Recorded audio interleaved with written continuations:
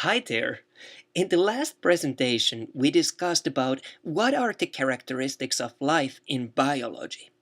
Then we had a quick look of energy flow and nutrient cycle in form of a time-lapse drawing. In this video, we will talk about evolution and taxonomy.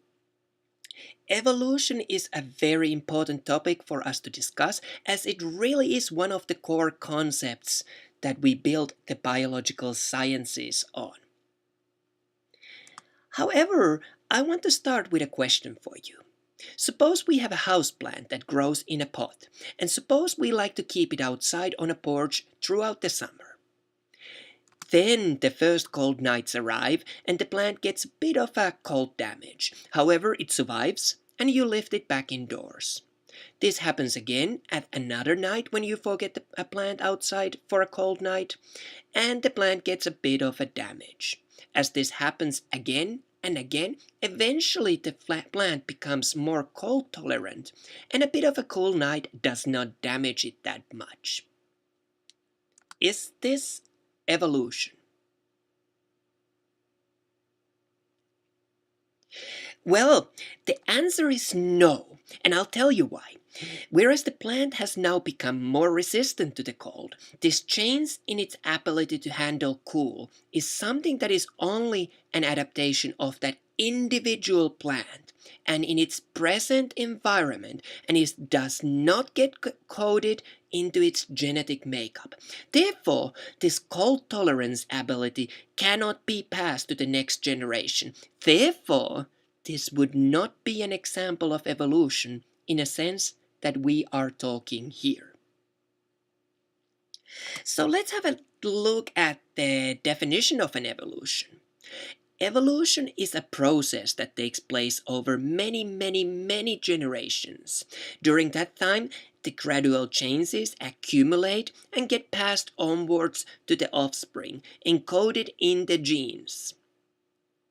Evolution really explains why life is so varied, yet the huge number of life forms that we see share many similar characteristics.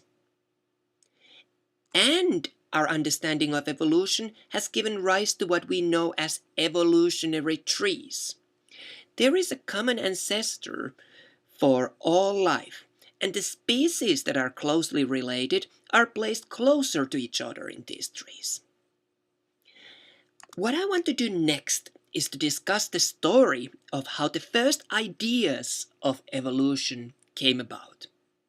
The reason why I think that is so important for us to discuss this is that I feel that it really shows why science is a field that is self-regulated. Remember, I am a scientist by trade, so when we talk about evolution, many of you would have heard about Charles Darwin. So let's go back to the 1800s. We must remember that at that time in Europe, the church had a major influence on all life, including how the society was run, how science was made, and so on. The thinking was very heavily that if the God had created everything, everything that the God creates has to be perfect, and therefore there was no need for change. Well, let's talk a little bit more about Charles Darwin. When he was a young man, he was not necessarily one of the star students in his class, and after finishing the education, he was a bit of a looking for his place in the life. So his father, who had the financial means to do so, arranged for him to join HMS Beagle on a journey that took him to the Galapagos Islands. There he saw many examples, such as fossil evidence and the beak shape of the birds, all of which made him question the prevalent idea that the life was not changing or developing. So eventually Darwin realized that the earth must be old. Remember, the world was very different at that time, and the view of the church was prominent in how everything was viewed. Therefore, this idea was very radical. So Charles Darwin, in response, was quite heavily bullied or made fun of or whatever you wish to call it. So he started to develop an idea of evolution and went back at home, continued this work, taking his sweet time on starting to put together a scientific paper about his theory of evolution. So I guess you all know about Charles Darwin. But what I want to do is to introduce you to another guy. Alfred Wallace was a young emerging scientist who wrote to Charles Darwin asking for advice on a theory that he had been working on. He told about his observations and sent a manuscript of a paper that he had been working on. So these were pretty much the same concept, evolution, as what Darwin had been working on. So what does Charles Darwin do? He rushed to publish his piece on the origin of species, so he would be the first one to scientifically propose this concept of evolution. What do you think about this? Well, for a long time we accredited Charles Darwin as the man who came up with the concept of evolution, but more recently I have started to see Alfred Wallace to start getting co-credit for it as well. This is why the field of modern science, which is my background, relies so heavily on self-regulation in the peer review process in publishing work.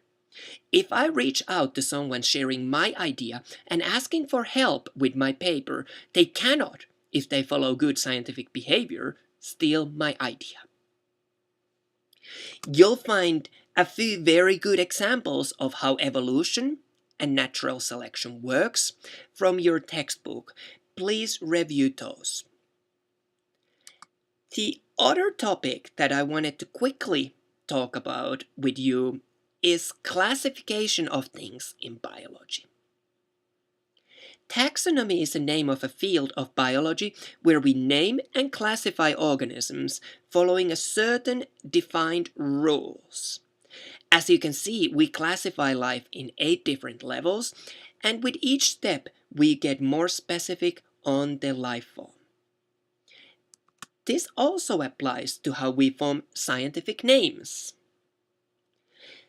So in this video we have spent a lot of time talking about evolution because it is such a fundamental topic of biology. We have also looked a little bit about taxonomy, and next I want us to talk about how science works and what kind of challenges do we face in the field of science.